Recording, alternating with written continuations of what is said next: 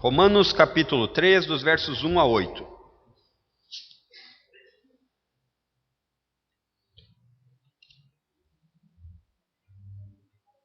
O texto bíblico diz o seguinte: qual é, então, a vantagem do judeu? Ou qual a utilidade da circuncisão? Muita, sob todos os aspectos. Principalmente porque aos judeus foram confiados os oráculos de Deus. Então, se alguns não creram, será que a incredulidade deles anulará a fidelidade de Deus? De modo nenhum. Seja Deus verdadeiro e todo ser humano mentiroso, como está escrito, para que sejas justificado nas tuas palavras e venhas a vencer quando fores julgados. Mas, se a nossa injustiça evidencia a justiça de Deus, que diremos? Seria Deus injusto por aplicar a sua ira? Falo em termos humanos, é claro que não. Do contrário, como Deus julgará o mundo?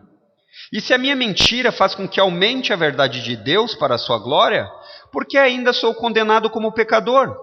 E por que não dizemos, como alguns caluniosamente afirmam que o fazemos, pratiquemos o que é mal, para que nos venha o que é bom?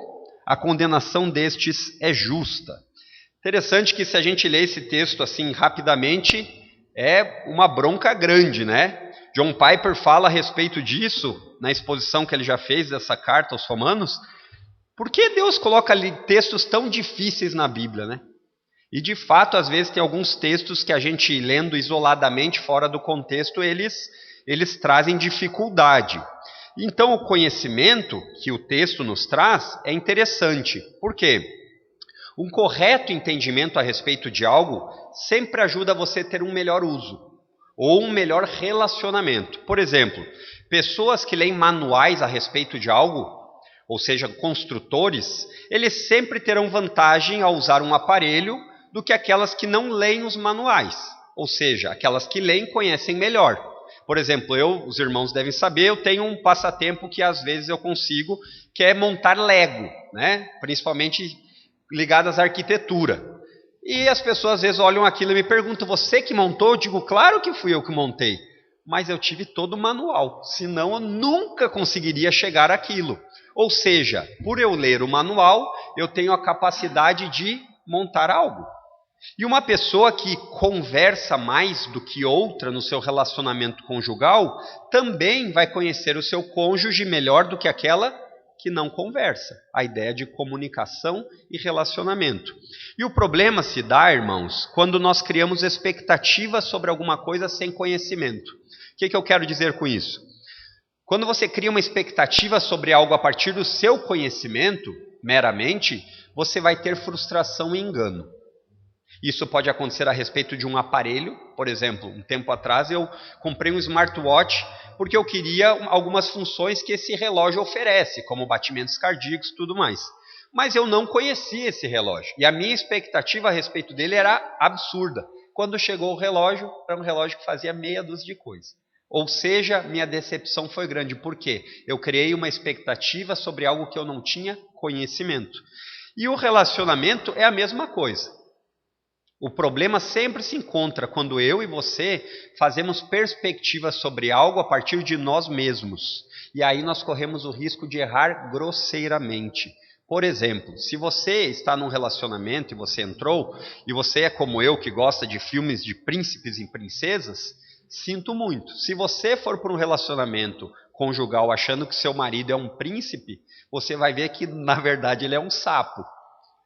E, na verdade, quando você casa com a sua esposa achando que ela é uma princesa, você vai ter uma decepção porque você vai descobrir que muitas vezes ela pode ter chulé. Não é o caso da minha esposa não tem chulé. Mas estou dizendo das expectativas frustradas que nós desenvolvemos. Por quê? Porque você parte de um conhecimento seu.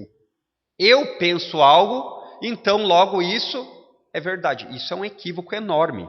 E isso acontece principalmente em relação ao conhecimento sobre Deus. A maioria da humanidade acredita em Deus. Porém, a grande maioria esmagadora tem uma perspectiva pessoal. que você adquiriu, que você sabe. E apesar da Bíblia ainda ser o livro mais vendido do mundo, segundo o livro dos recordes, o Guinness, a Bíblia já foi comercializada em mais de 5 bilhões de cópias. É de longe o mais comercializado. Para vocês terem uma ideia, o livro de Harry Potter, que é um livro, um sucesso, ele tem apenas 30, 40 milhões dos livros do que foi mais vendido deles, porque são vários livros, né?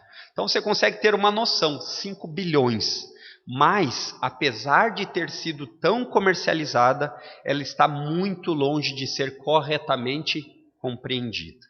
E se isso acontece, o seu relacionamento com Deus também está comprometido. Porque ter um conhecimento correto sobre Deus passa por meio do conhecimento correto na Bíblia. É assim que acontece. Enquanto você não vai ter muitos problemas ao errar em comprar um smartwatch, porque na pior das hipóteses você vai ficar frustrado com relação ao que você esperava, com Deus é diferente. Errar no conhecimento com Deus compromete a sua vida eterna. Então, o correto conhecimento de Deus, irmãos, é fundamental para você ter um relacionamento com Ele a partir do que Ele ensina por meio da Bíblia. E esse é o meu objetivo aqui essa manhã, que você tenha um conhecimento correto a respeito de Deus, para que você possa ter um relacionamento correto. Eu gostaria aqui de destacar nesse texto do apóstolo Paulo pelo menos 3 pontos.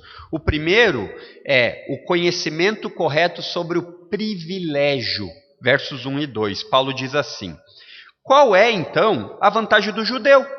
Ou qual a utilidade da circuncisão? Muita, sob todos os aspectos, principalmente porque aos judeus foram confiados os oráculos de Deus. Então você deve lembrar aqui que Paulo, ele continua num trecho da carta em que ele usa um recurso literário chamado diatribe. É um debatedor imaginário, e aqui nesse trecho Paulo está respondendo algumas objeções. É como se no auditório algum judeu levantasse a mão e dissesse assim: Paulo, você está explicando que um judeu não é apenas aquele que o é de nacionalidade. Você está explicando que um judeu não é aquele que fez um ritual exterior da circuncisão. É isso que você tem nos ensinado. Então, qual é a vantagem de ser judeu? Para que serve a circuncisão? Esse é o ponto. Paulo está aqui levantando as objeções que provavelmente o judeu estaria fazendo. Então, o que Paulo quer dizer aqui, e ele já falou no texto anterior, que um coração novo, regenerado, que é ligado a Cristo, é o que de fato Deus sempre esperou. E agora, Paulo, para responder isso, ele diz assim: qual é a vantagem? O judeu perguntando. E talvez a resposta aqui que muitos esperassem, e eu confesso que esperava, era que Paulo iria dizer assim: nenhuma, não vale nada. Mas não é o que Paulo fala. Paulo, no versículo 2, aqui ele diz assim: muita vantagem, sob todos os aspectos. Paulo estava dizendo aqui que sim, é vantagem. E a palavrinha que Paulo usa aqui, muita, na tradução do grego original, é uma palavra de expressão muito forte. É como se ele dissesse assim: é demais, tem muitos benefícios, vocês que não percebem. E isso Paulo vai explicar melhor lá no capítulo 9, nos versos 1 a 5. Nós vamos chegar lá se Deus quiser. Então, Paulo aqui, ele não explica todos os benefícios que ele vai explicar lá, mas ele se concentra em um, que ele diz aqui nessa parte, nesse trecho. Então, pense num segundo. Qual é a ideia aqui? Qual é a história que está acontecendo? Deus escolheu um povo, uma nação específica, na história da salvação. É o que os teólogos chamam de história da redenção, de resgatar. Quem é esse povo? Israel. Por causa aqui disso, Israel se sentia de uma maneira equivocada muito valioso. Mas os privilégios, conforme eu já falei na semana passada, eles eram reais. De fato, Deus escolheu Israel. E você vê que Paulo diz aqui que existe vantagem em ser judeu? Existe muita. Aí Paulo vai destacar, principalmente aqui, a ideia do que ele fala. Verso 2, muita sob todos os aspectos. Mas ele não explica os aspectos agora. Ele vai explicar lá no capítulo 9 mais coisas.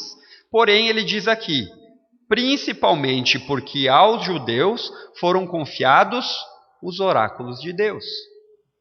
Então existe. Aí esse principalmente poderia ser, olha, em primeiro lugar, porque vocês têm a revelação de Deus. Isso é um benefício que os outros povos não têm. Aqui a palavrinha oráculos de Deus era um termo muito utilizado, irmãos, para descrever, conhecer a vontade da divindade. Quando uma pessoa queria conhecer a vontade da divindade, ela visitava um feiticeiro, um curandeiro, um vidente, que tinha o oráculo de Deus. Ele era um representante. É claro que Paulo não está avalizando isso. Paulo apenas está usando o termo que era difundido em todo aquele período, mas note que Paulo usa essa ideia aqui dos oráculos de Deus como um termo para conhecer a vontade de Deus. Então, existe uma forma de conhecer a vontade de Deus. E qual é essa? Ele está dizendo: a Escritura. A Escritura da qual os judeus tinham era a revelação da qual poderiam conhecer a vontade de Deus. E esse termo aqui é um termo sempre utilizado para falar da revelação especial de Deus. Vocês devem lembrar, né? O que é a diferença de revelação especial e revelação geral. E aqui Paulo está usando o Antigo Testamento como um enfoque principal. E dentro do Antigo Testamento que os judeus tinham, a lei de Moisés, os livros da lei. Então é isso que Paulo está dizendo assim, vocês têm a revelação de Deus. E note que interessante aqui que Paulo diz, ele não está dizendo, olha, vocês têm os videntes para irem procurar, vocês têm feiticeiros para ir procurar. Ele diz, não, vocês têm a vontade de Deus revelada. A palavra de Deus está revelada para vocês, ela está numa escritura. Então é interessante que muitas vezes nós pensamos, como eu conheço a vontade de Deus? Aprenda mais da Bíblia. Aprenda mais da Bíblia. Não procure meios, estilos sentimentais ou então místicos, no sentido de pessoas que vão entregar a palavra de Deus. Eu quero saber o que Deus tem para me falar, eu vou ir naquele irmão porque ele tem palavra de Deus. Então só se ele vai abrir a Bíblia e ler para você. Ou então vai lhe dar um conselho daquilo que ele tem aprendido da Bíblia. Fora disso é muito mais parecido com um cartomante evangélico do que bíblico. Isso é bem importante. E esse conhecer a vontade de Deus por meio das Escrituras, mais tarde, os cristãos agora, eles têm o Novo Testamento incorporado como parte do cânon sagrado. Então, qual é a ideia de Paulo aqui? Lembre-se sempre do contexto. Em textos difíceis, o contexto vai lhe ajudar a entender. Vocês devem lembrar que os povos tateavam no escuro o conhecimento a respeito de Deus. Eles não tinham a revelação, os oráculos. A revelação foi dada a Israel. E Paulo já explicou no capítulo 1 e 2 que os outros povos eles tinham apenas um conhecimento parcial, que era adquirido como? Pela consciência, a certeza do que é certo e errado, que está intrínseco no ser humano, isso é inegável. Mesmo aqueles que dizem, olha, Deus não existe, eles tratam bem sua esposa na maioria dos casos. Ele não vai lá e mata o seu filho, porque ele sabe que existe o que é certo e o que é errado. Isso é uma fagulha do que Deus colocou lá, que nós chamamos de consciência. E também a criação. Paulo deixou isso bem claro, que Deus se revela de maneira geral à humanidade por meio do mundo criado. Ninguém que olhe tudo que foi criado é desculpável por não reconhecer que existiu um Criador. Porém, isso não é completo, não é especial. Para você conhecer de uma maneira mais especial, o que você precisa? Da revelação. E essa revelação mostra para os judeus que eles podem conhecer uma outra perspectiva de Deus que os gentios não tinham, que é o quê? Atributos e vontade. Conhecem Deus o que Ele é, o seu caráter, conhecem aquilo que Deus ordena. Isso na revelação geral não existe, mas na revelação especial existe. Então, quando você pensa nisso, você pensa que Paulo está dizendo que o judeu recebeu a maior honra possível, que eles eram os guardiões dos oráculos de Deus. É a mesma ideia quando você pensa no filme Guardiões da Galáxia. Lembra aquele filme? A maioria gosta, né? A ideia de alguém que tem um privilégio de defender a galáxia. No caso dos judeus aqui, eles têm a ideia de que eles têm em suas mãos a revelação especial de Deus, e isso é o maior privilégio que alguém pode querer. O problema aqui, que Paulo já falou e vai continuar falando, é que eles erraram em não entender que junto com o privilégio vem grande responsabilidade. Privilégio e responsabilidade andam de mãos dadas. A quem muito é dado, muito será cobrado. A você que tem muito conhecimento, você tem mais responsabilidade. Mas não caia no erro de dizer assim, então vou viver ignorante. Aí eu não tenho tanta responsabilidade. A ignorância não absolve. Ninguém, ao passar um sinal vermelho, não vai receber a multa por dizer assim, eu não sabia que tinha um semáforo lá. A multa vai vir igual.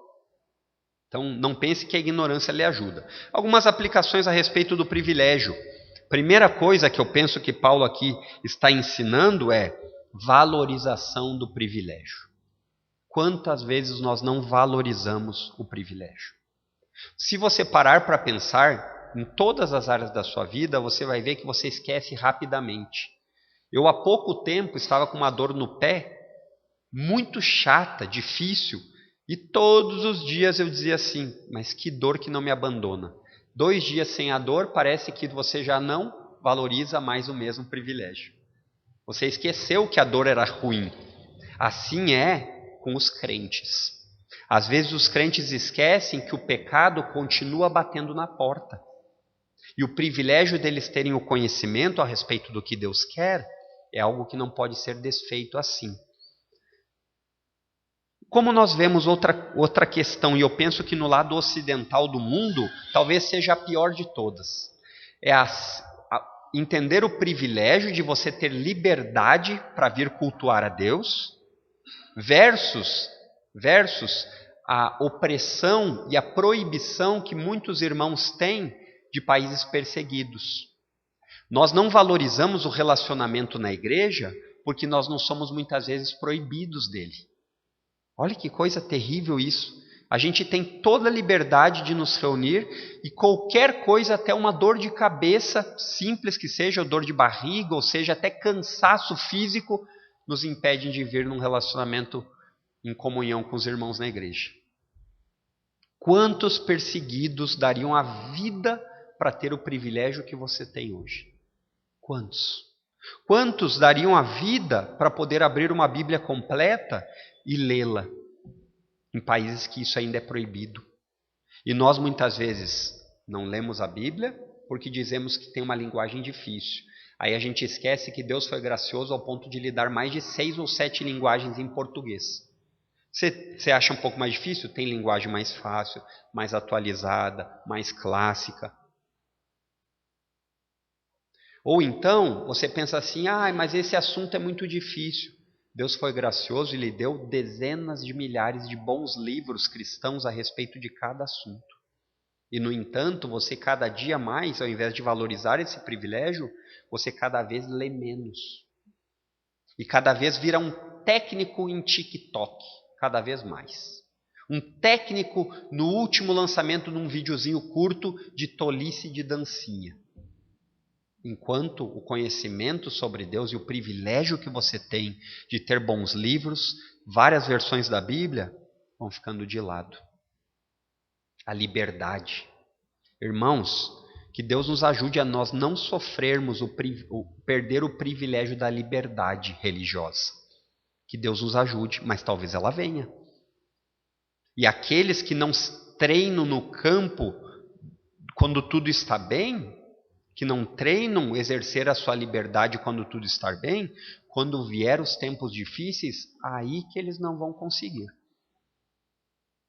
A Bíblia sempre traz muito clara essa ideia. Se prepare nos dias de sol, para que quando o temporal vir, sua casa esteja bem estabelecida. E o temporal vem. Então, irmãos, por isso que um correto entendimento do privilégio recebido leva você a um melhor relacionamento. Entenda os privilégios, valorize. E dessa forma tem um relacionamento mais profundo com Deus. O que nos leva ao segundo ponto, o correto entendimento da fidelidade de Deus. Versos 3 a 5 diz assim: Então, se alguns não creram, será que a incredulidade deles anulará a fidelidade de Deus? De modo nenhum. Seja Deus verdadeiro e todo ser humano mentiroso, como está escrito, para que sejas justificado nas tuas palavras e venhas a vencer quando fores julgado. Na verdade, fica até o verso 4 aqui. Quando ele diz assim, se alguns não creram, será que a incredulidade deles anulará a fidelidade de Deus? Você deve lembrar que aqui Paulo está respondendo possíveis objeções. E talvez aqui o debatedor ergueria a mão e diria assim: olha, Paulo, a gente aprendeu por meio da Escritura, dos oráculos de Deus, que nós recebemos a lei, nós recebemos a circuncisão, e isso faz parte da aliança com Deus. E nessa aliança com Deus, as promessas de Deus vêm junto. Deus prometeu várias coisas, mas nós não temos vendo nada disso. Nós, pelo contrário, nós estamos, ao invés de desfrutar as bênçãos da aliança, nós estamos vendo maldição. Então quer dizer que Deus abandonou a gente? Quer dizer que Deus abandonou Israel? E esse é um questionamento que você olha Paulo fazendo uma possibilidade que certamente o judeu faria. Se eu sou tão especial assim e Deus não tem me cuidado, então Deus quebrou sua promessa. Esse é o raciocínio.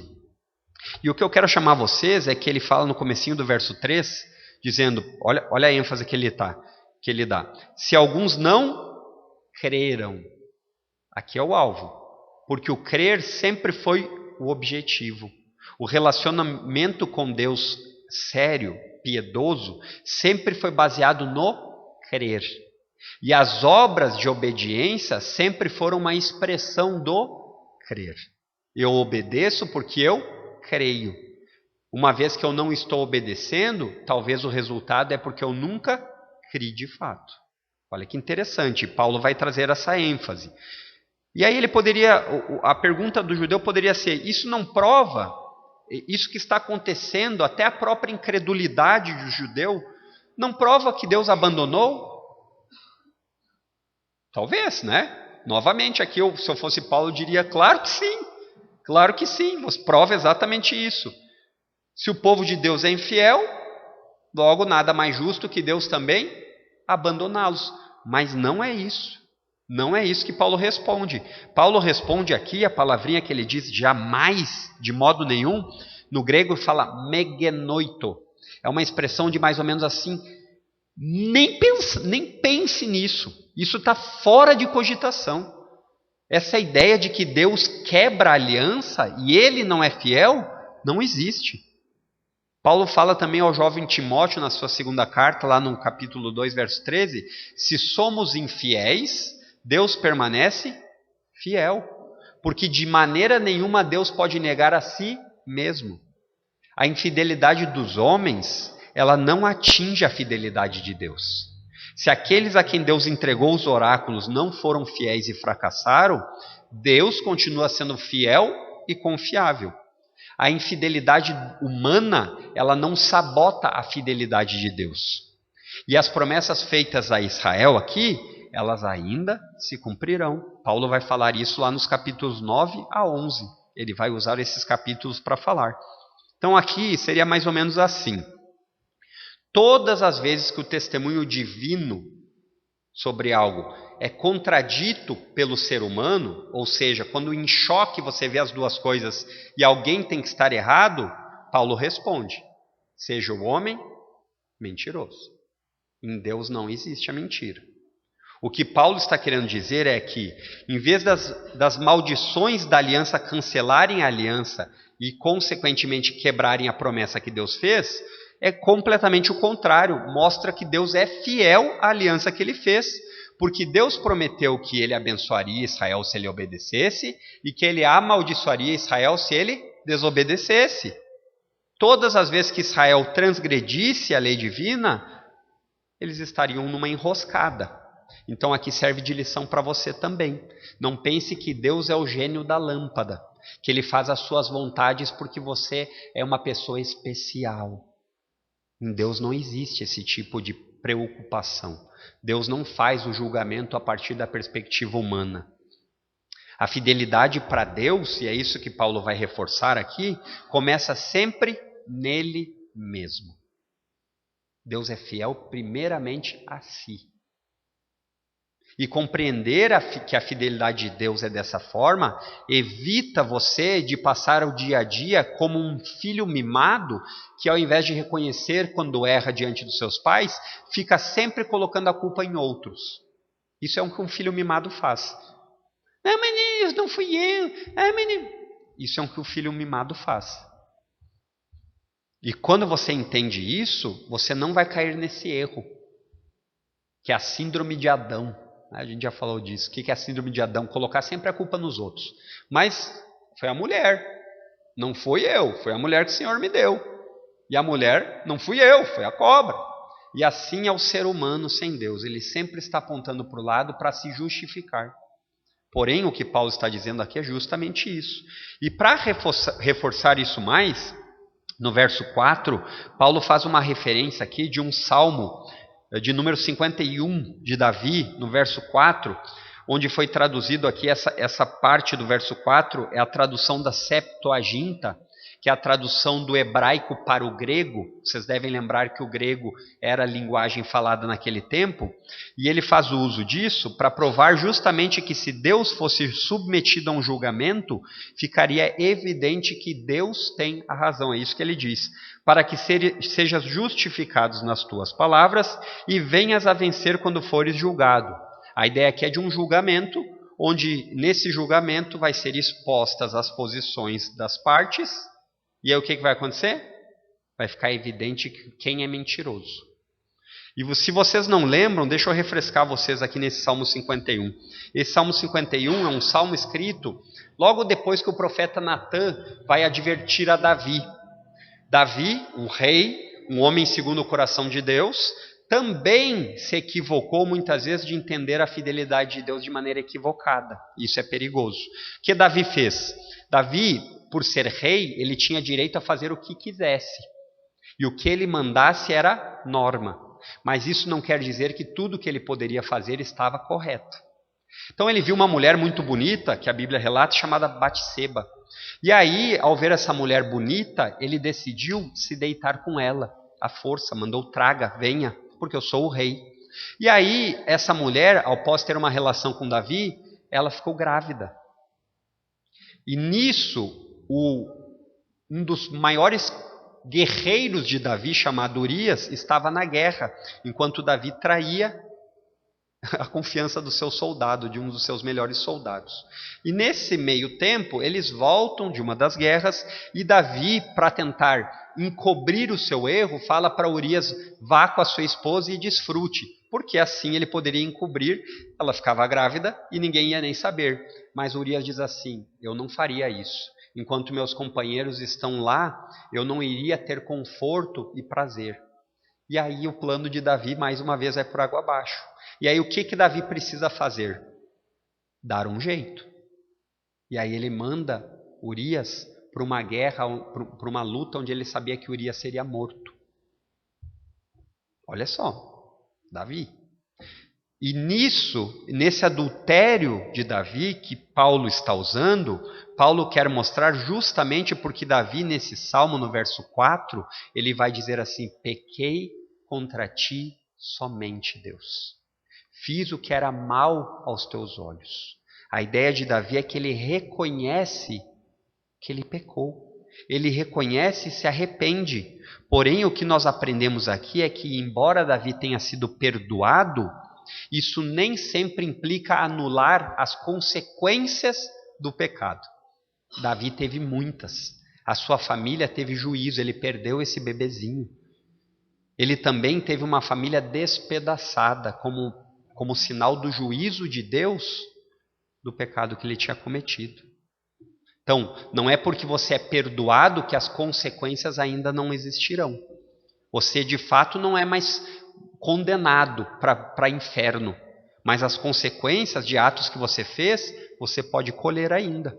Uma pessoa que passa a vida inteira sendo alcoólatra, ela é perdoada por Cristo, mas talvez aqueles efeitos da cirrose continuarão para o resto da vida. E outra coisa que a gente aprende nesse salmo é: o pecado, em primeiro lugar, é sempre contra Deus. Por mais que você tenha cometido um pecado no seu trabalho contra o seu chefe, por mais que você tenha cometido um pecado contra o seu amigo, um pecado na sociedade, sempre o pecado, em primeiro lugar, é contra Deus. E isso deveria ligar uma luz de alerta. Por quê? Porque você está pecando contra a pessoa mais poderosa, importante e soberana do planeta, do universo. Por que eu digo isso? Porque você jamais faria um ato que você sabe que é errado contra o presidente dos Estados Unidos. Você não chegaria lá e daria um tapa na cara dele. Você sabe as consequências. Só que, erroneamente, as pessoas dão tapas na cara de Jesus diariamente, ao rejeitá-lo, ao dizer: eu não preciso de você. Só que chegará um dia em que isso será trazido à porta. Isso será trazido à porta. E quando Paulo fala aqui, irmãos, nesse verso, que ele diz assim: de modo nenhum, seja Deus verdadeiro e todo ser humano mentiroso, Paulo não está querendo tomar um partido político, dizendo assim, ó, eu vou defender Deus. Deus não está mentindo. Não é esse o ponto do texto de Paulo. O que Paulo está enfatizando são os atributos de Deus, de seu caráter. Que se toda a humanidade fosse colocada num julgamento, Deus de um lado e todos os seres humanos do outro, quem estaria errado? Quem seria o mentiroso? Seres humanos, toda a humanidade. Toda a humanidade culpada. Essa é a ideia. Imagine um grande tribunal onde todos os seres humanos se colocariam do lado, em frente a Deus, e falariam assim: eu não sou o culpado, é você quem está fazendo um mau juízo de mim, eu ajudo as pessoas, eu não sou o culpado, eu não tenho matado ninguém. Aí Deus vai olhar para isso e dizer: culpado. Aí eu fico pensando, nossa, que cena trágica e pesada essa que teoricamente Paulo está traçando. Mas daí eu caio na real. Não é uma teoria, é uma realidade. Esse julgamento divino, ele de fato vai acontecer. E ele está mais próximo do que nós pensamos. Semana que vem, se Deus quiser, nós vamos falar sobre isso. Todos pecaram e estão longe da glória de Deus. Todos, crianças, jovens, adultos, idosos, todos. Não existe nenhum anjinho. Eu cada dia me convenço mais disso quando eu vejo o Rafael e cuido dele. Que pequeno pecador maravilhoso. Ai, mas ele não tem pecado. Ele é ele é pecador desde o ventre. E você percebe isso diariamente. Sabe qual é o problema? Nós gostamos de tapar os olhos para não enxergar. Nós gostamos de arranjar sempre desculpas. É verdade que algumas coisas influenciam. Por exemplo, está com fome. Claro que a fome traz, mas justifica? Aí serve para as mulheres, né? No famoso que a gente sabe na TPM. Claro que a TPM traz questões hormonais. Claro que sim. Mas para um crente isso dá livre acesso para ele. Não, eu estou de TPM. Vou matar.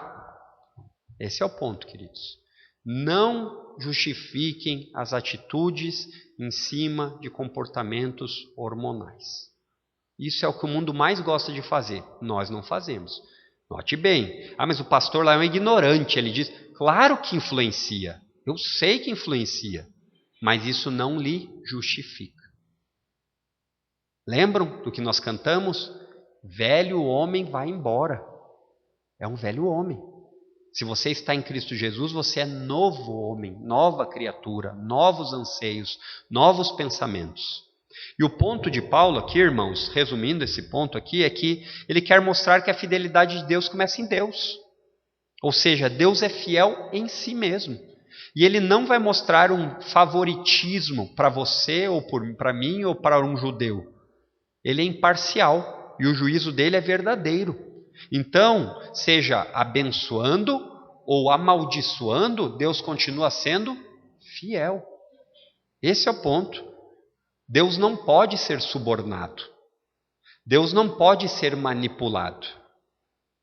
Deus não é um partido político onde você faz coligações e joga para debaixo do tapete as coisas erradas. Não. Deus é fiel. E ele, por ele ser fiel, a ele nós deveríamos temer. Algumas aplicações aqui a respeito disso. Da mesma forma que nós vimos que Deus corrige e disciplina aqueles que ama, como um pai amoroso, é o exemplo que ele está dando de Davi, é o exemplo que ele está dando para Israel. Olha, você de fato foi escolhido, mas você está sendo corrigido. Porque um pai que ama, corrige. Não espere de Deus inércia, impunidade ou descaso. Se você é filho e tem vivido em pecado, a vara está a caminho. Hebreus 12:6. Se você é filho e vive uma vida desobediente de Deus, dos mandamentos, a vara está a caminho. Ah, mas eu não gostaria de ser corrigido. Agradeça a Deus, porque se Ele lhe corrigir, é sinal que você é filho.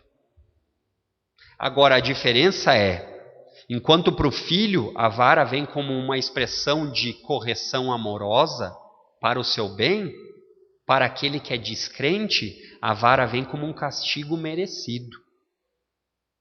Então não se engane. Não se engane. Se você vive em desobediência livre da revelação que você já tem, daquilo que você já aprendeu, do que Deus lhe ordena sobre pecado, sobre sua vida, das duas uma. Ou a vara vem para lhe corrigir como um filho amado e lhe colocar no lugar, ou a vara virá como uma punição de castigo eterno. Então, o crente que vive desobedecendo a Deus e não é corrigido, talvez ele tenha que rever os seus conceitos. Porque se você é crente, Deus lhe disciplinará. Se você não tem sido disciplinado e você ainda diz assim, olha só, Deus está me ajudando porque eu tenho feito tal coisa que, na minha cabeça, né, claramente não é um mandamento e nada tem acontecido. Então chore. Chore, porque esse talvez seja um sinal que o que você vai ter é no final um acerto de contas. Pesado isso, né? Mas é a verdade bíblica. Todo filho vai ser corrigido por um pai amoroso.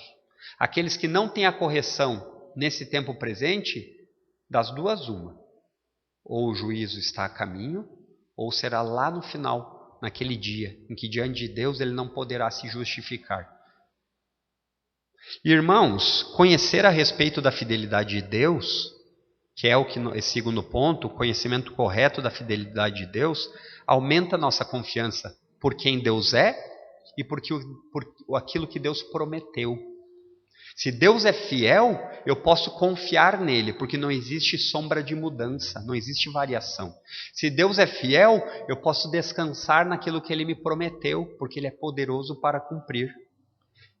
É isso que nós temos que nos apegar firmemente quando nós pensamos na fidelidade de Deus.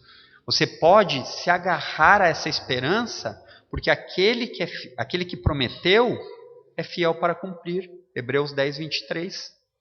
E essa esperança sempre está vinculada em quem? No Filho. Se você não tem o Filho, você não tem o Pai e nem a sua fidelidade. Se você tem a aliança por meio do Filho, de crer nele, confiar nele, então você tem todas as promessas do Pai. E essa esperança que está sempre no Filho, ele disse que não nos abandonaria. Mateus 28:20. Estarei com vocês até o fim. Isso para mim é música da mais suave aos meus ouvidos. Saber que em meio às turbulências e furacões e tempestades desse tempo presente, eu não estou só. Também me faz lembrar que esse mesmo Deus de promessas, que é um Deus de fidelidade, disse, não tenha medo e nem desanime, pois eu sou o seu Deus. Eu vou lhe fortalecer, lhe ajudar e lhe sustentar com a minha mão poderosa. Isaías 41:10. Quando eu olho para essas promessas, eu digo assim, ainda bem que aquele que prometeu é fiel. E se você está em Jesus, ligado a Jesus, Nada neste mundo irá lhe separar do amor de Deus por meio de Jesus. Romanos capítulo 8, verso 38. Chegaremos lá, Deus quiser. Então, em primeiro lugar, o conhecimento correto do privilégio lhe faz valorizar o privilégio. Em segundo lugar, o conhecimento correto da fidelidade de Deus lhe faz entender quem Deus é. E em terceiro lugar, um conhecimento correto da justiça de Deus. E talvez aqui seja um dos pontos mais mal compreendidos, inclusive nos círculos evangélicos. A justiça de Deus. Versos de 5 a 8. Mas, se a nossa injustiça evidencia a justiça de Deus, que diremos? Seria injusto Deus por aplicar sua ira? Falo em termos humanos, é claro que não. Do contrário, como Deus julgará o mundo? E se a minha mentira faz com que aumente a verdade de Deus para a sua glória, por que ainda sou condenado como pecador? E por que não dizemos como alguns caluniosamente afirmam que o fazemos? Pratiquemos o que é mal, para que nos venha o que é bom. A condenação desses é justa. Talvez esse terceiro ponto, você fazendo uma leitura rápida, talvez tenha algumas coisas que você não tenha entendido. Se aconteceu isso com você, parabéns, você é uma pessoa normal. Se você leu isso e já conseguiu entender completamente, já fez até as aplicações na sua mente, parabéns, porque você é sobrenatural. É um texto que Paulo aqui ele faz uma mistura de objeções do judeu para algo que ele mesmo gostaria de falar. E é isso que nós vamos falar. Paulo passa aqui para a última possível objeção que poderia existir entre eles. Vocês devem lembrar que Paulo era conhecido como o apóstolo da graça, do favor de Deus imerecido. E muitas vezes, o que poderia acontecer? Paulo ensinava que Deus não leva em conta as obras para ser salvo. Você está falando com um povo que tem a lei, que tem regras, que tem ordens. E desta forma, muitas vezes, o que o judeu estava fazendo com Paulo era acusar ele de antinomismo. Antinomismo é a ideia de sem lei. Então o que Paulo está propondo não tem lei nenhuma. Tem lei nenhuma. Olha, ele diz que nós podemos viver como quisermos, porque no fim das contas Deus não leva em consideração isso. E aí você começa a entender o que ele quer dizer. Mas se a nossa injustiça evidencia a injustiça de Deus, que diremos? Ou seja, o que ele está dizendo, olha, Paulo, quanto mais Deus salva, mais glorificado ele é. Esse é o raciocínio do judeu. Então, não seria injusto condenar alguém? Porque se pela injustiça dessa pessoa, aquilo que ela faz, Deus é ainda mais engrandecido, não seria natural então que Deus não condenasse ninguém? Esse é o argumento. Talvez para você olhe isso e diz que loucura. Mas era um raciocínio bem possível, e ainda o é, e eu vou lhe levar até ele. Por isso que Paulo diz, fala em termos humanos. Porque esse é um raciocínio de alguém que não tem um correto entendimento do privilégio adquirido, é alguém que não tem um correto entendimento da fidelidade de Deus que começa em si mesmo, e também não tem um correto entendimento da justiça de Deus. E Paulo novamente responde com a mesma palavrinha aqui. Olha o que ele diz. Verso 6. Megenoito. É claro que não. Jamais. Longe disso. Isso não tem o menor cabimento. É isso que Paulo vai dizer. E por que Paulo faz isso? Porque em Romanos, desde o capítulo 1, verso 18, depois 2, 16, vocês devem lembrar que Deus já falou a respeito da justiça. Deus já está julgando a humanidade, entregando as pessoas que vivem como se Deus não existisse a elas mesmas. E isso já é um tipo de julgamento. Lembram lá no verso 18 do capítulo 1? Aqueles que querem viver como se Deus não existisse, existe um momento que Deus os entrega para viverem do jeito que eles querem mesmo. E aí, uma aparente felicidade trará uma tristeza profunda eterna. Também Paulo já falou isso no capítulo 2,16, que existe um dia de acerto de contas. O julgamento de Deus já tem data e hora marcados. Por que Paulo faz isso? Porque, irmãos, todo judeu, todo, acreditava no dia do juízo. Todo descendente de Abraão sabia que Deus tinha um dia marcado para o juízo, para julgar o mundo. E o argumento aqui do opositor fictício é, no verso aqui que você pode acompanhar comigo, no verso 5. Mas Deus não está sendo injusto? Por quê? Porque se Deus vai derramar a ira em pessoas na qual Ele salva para que a sua grandeza abunde, não faz sentido ter juízo.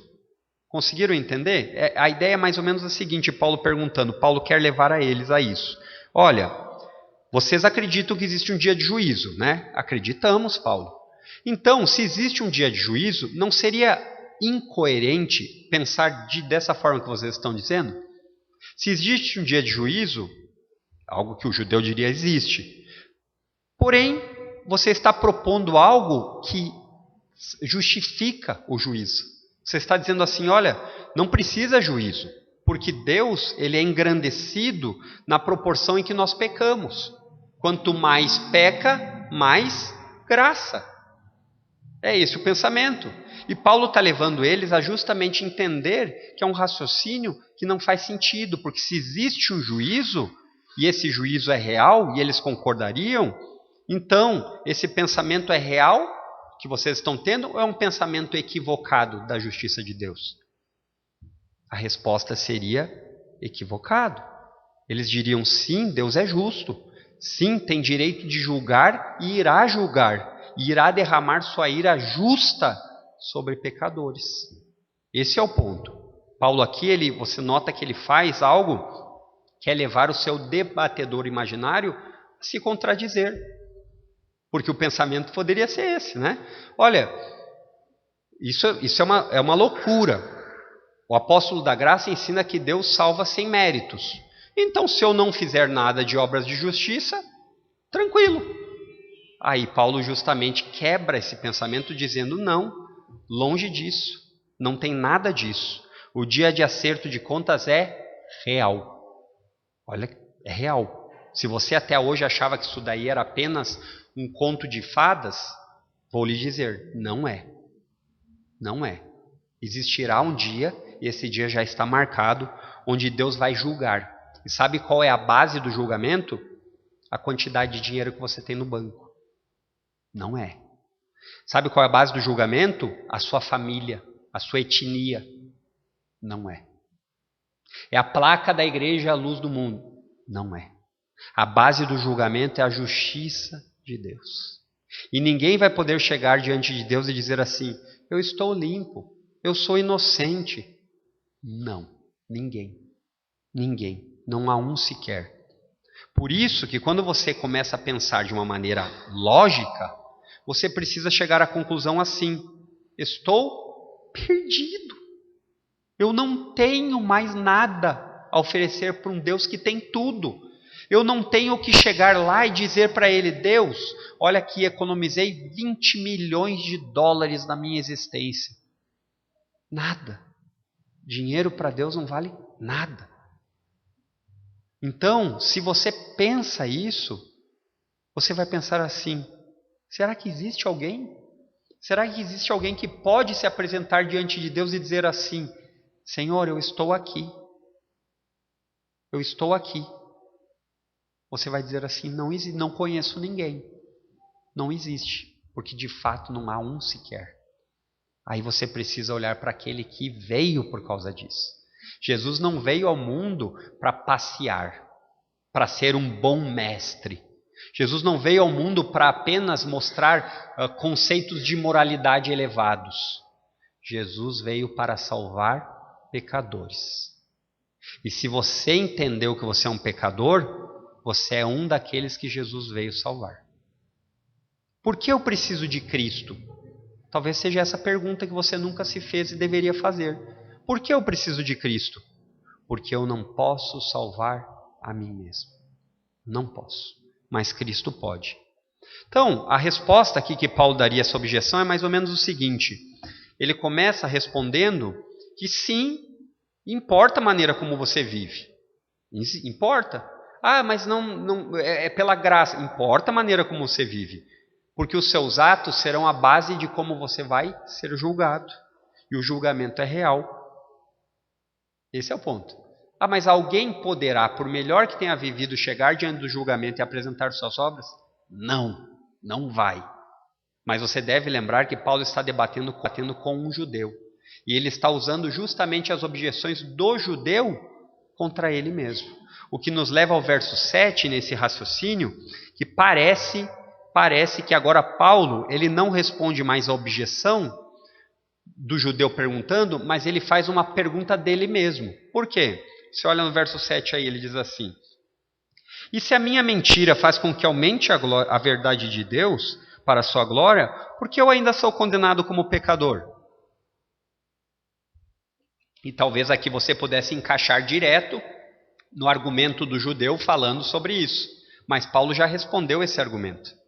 Ele já respondeu que existe um julgamento e a base do julgamento de Deus são as obras. Agora ele vai dizer assim, mas mesmo então, deixa eu seguir o seu raciocínio. E se não fosse assim? Se a mentira fosse algo que evidenciasse a glória de Deus, por que vocês me perseguem?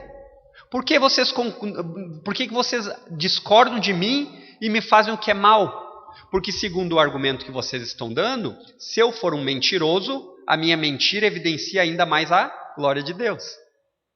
Esse era o raciocínio. Por que Paulo está fazendo isso? Porque os judeus acusavam Paulo de trazer um evangelho mentiroso. Acusavam Paulo de ser um antinomista, sem lei. Eles acusavam Paulo de fazer várias coisas que a lei de Moisés condenava. E Paulo está dizendo assim, olha, digamos que fosse esse raciocínio de vocês correto, por que vocês estão me maltratando? Eu estou fazendo algo que, segundo o pensamento de vocês, levantaria glórias a Deus. Por que Paulo diz isso? Porque Paulo foi perseguido, preso, chicoteado, expulso. E é neste sentido que Paulo diz, estou falando em termos humanos, porque eu sei que não é assim. O raciocínio diante de Deus não é esse. Mas eu estou expondo para duplamente mostrar como vocês contradizem o que vocês dizem. Essa é a ideia. E Paulo continua aqui dizendo, nesse verso 7 para o 8, ele continua dizendo, e se isso é verdade, por que nós não fazemos a afirmação que vocês dizem que fazemos? Pratiquemos o mal para que venha o bem. Então Paulo está dando força para aquilo lá que ele acabou de dizer. Conseguiram acompanhar aqui o raciocínio? O raciocínio é, Paulo começa dizendo assim, vocês estão equivocados. Existirá um julgamento. E o julgamento, eu já falei a respeito dele, é a base das obras. As obras que vocês vivem serão combustível para o fogo. Mas digamos que não fosse isso. Por que vocês estão me maltratando tanto? Por uma mentira. Então Paulo faz isso. Aí agora Paulo coloca a pá de cal, né? Ele diz assim, olha, e se isso aí que vocês dizem sobre mim é verdade, por que eu não estou falando isso que vocês falam que eu faço? E se isso é verdade, por que nós não fazemos essa afirmação que vocês dizem que fazemos? Pratique o mal para que o bem seja elevado. Eu não ensino isso, Paulo está dizendo. Para vocês verem como esse pensamento a respeito de mim é equivocado. O pensamento a respeito da Bíblia sobre justiça de Deus está equivocado. Porque a justiça de Deus não funciona dessa forma. Não funciona como uma sobreposição à sua graça. A graça de Deus é justa. A justiça de Deus é graciosa. Elas não conflitam. Elas são 100% íntegras. Eu já escutei em conversas com vários evangélicos que dizem assim, Deus é mais amor do que justiça. Isso não é bíblico. O amor de Deus é 100% justo. A justiça de Deus é 100% amorosa. É assim que os atributos de Deus são conhecidos. Então imagine o raciocínio do judeu a escutar Paulo dizendo, nós somos salvos pela graça, não pela lei. Mediante o sacrifício de Jesus, não pelos sacrifícios que vocês apresentam, fazem diariamente. Onde o pecado abundou, superabundou a graça. Então ele ouvia isso, o judeu, e dizia assim, olha, Paulo está ensinando a viver de qualquer jeito. Quanto mais pecado, mais graça. E já que meus atos não importam, esse cara aí, ele está ensinando tudo que Moisés reprovou. E era isso que os judeus religiosos pensavam de Jesus também. E aí eu fiquei pensando aqui, estudando o texto, lendo bons comentários, e aí eu fiquei pensando, mas será que essa é uma acusação completamente distorcida que eles poderiam fazer? Será que é uma acusação que não acha base sólida no dia a dia? Aí eu fiquei pensando, eu entendi. Eu entendi agora por que os judeus condenavam isso. Porque eu comecei a olhar ao meu redor e vi que esse ensino do apóstolo Paulo de que você é salvo pela graça, mas você não vive de qualquer jeito, que é o ensino bíblico, ele é distorcido no meio evangélico. Porque as pessoas do mundo olham para o evangélico e dizem assim, olha, você diz que a gente não é salvo pelos méritos, é pela graça. Mas você não vive isso que você está dizendo. Você me fala que adultério é errado, mas você adultera. Você vê inclusive sites de sensualidade e pornografia. Você fala que cobiçar as coisas dos outros é pecado, mas você seguido vê algum irmão com algo melhor e você cobiça, você fica com inveja. Você vê uma outra pessoa bem, tendo alguma casa, tendo algum tipo de benefício a mais, e você olha aquilo e fica invejando. Você diz que não devemos sentir ódio uns dos outros, mas com frequência as suas palavras são de morte. Você diz que devemos sair da nossa boca apenas o que é puro, mas você tem uma língua que fala mais palavrões do que eu, do que estou no mundo, que não creio nesse Jesus. Você fala que a fofoca é pecado, mas você é um fofoqueiro de marca maior. A cada dia você sente prazer em ainda juntar a fofoca com a diminuição, com a cobiça e com o ódio. Você fala a respeito da pureza sexual, mas você não tem problema com um casal de namorados que tem relações antes do casamento. Aí eu olho para isso e eu digo, entendi o ponto do judeu. Entendi o que o judeu está querendo dizer. Esse pessoal diz que é salvo, mas eu, que não sou salvo, segundo o que eles dizem, tenho melhores condutas do que ele. Eu que não sou salvo, como esse pessoal diz, não faço metade dessas hipocrisias que eles fazem. E Paulo vai tratar disso mais adiante. É uma contradição, um crente que vive na prática do pecado. Sabe o que é viver na prática do pecado? É você saber que algo é pecaminoso e continuar fazendo. Isso é a prática do pecado. Porque, como crentes, nós ainda não somos perfeitos, nós ainda não somos o que seremos na glória, mas nós já temos a capacidade de discernir. Então, se você sabe o que deveria fazer e não faz, você é um belo testemunho contrário à Igreja de Cristo. E aqui nós poderíamos ir longe, mas as coisas que eu mais vejo são essas. Pessoas fofoqueiras, egoístas e que não sentem alegria com o prazer dos outros. Você vê um irmão bem e ao invés de você se alegrar com ele, você preferiria chorar com ele. Porque no choro todo mundo se compadece, né? Normal, isso acontece. Mas por que não na alegria? Quando nós vemos alguém com algo que lhe deu alegria, muitas vezes a coisa que a gente faz é tá se achando. Ou então, mas nem é tão bom assim. Triste realidade. O crente que vive na prática do pecado é uma contradição ambulante. É um descrédito para a Igreja de Cristo. Por quê? Porque ser cristão implica uma vida santa. E vida santa não é vida perfeita. É uma vida que busca agradar a Deus. Isso é uma vida santa. Não é uma vida irrepreensível no sentido que você não errará. Mas é uma vida que faz como Davi, que nós lemos, que se arrepende e tenta mudar.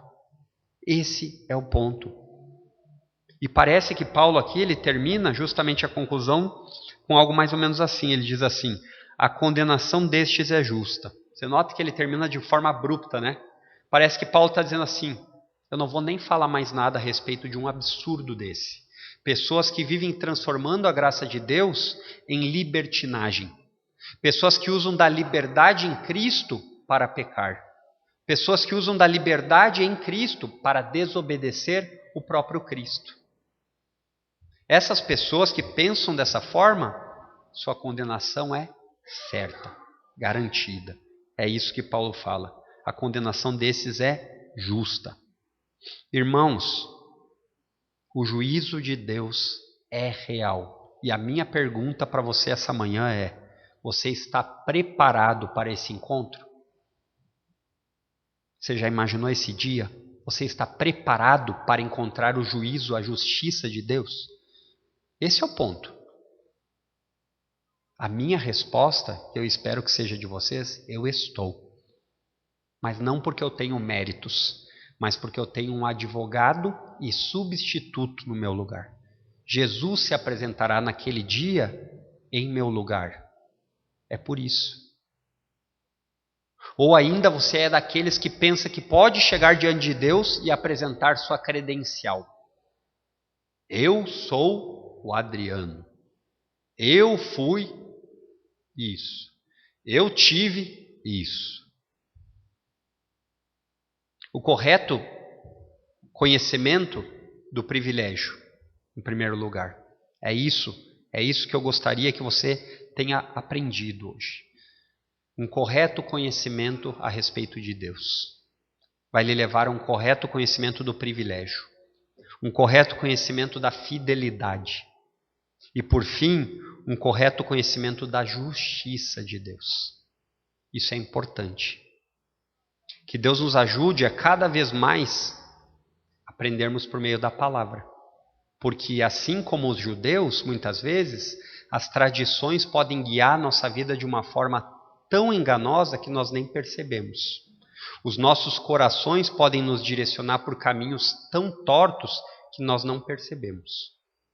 Mas a palavra de Deus nos ajuda. Vamos orar?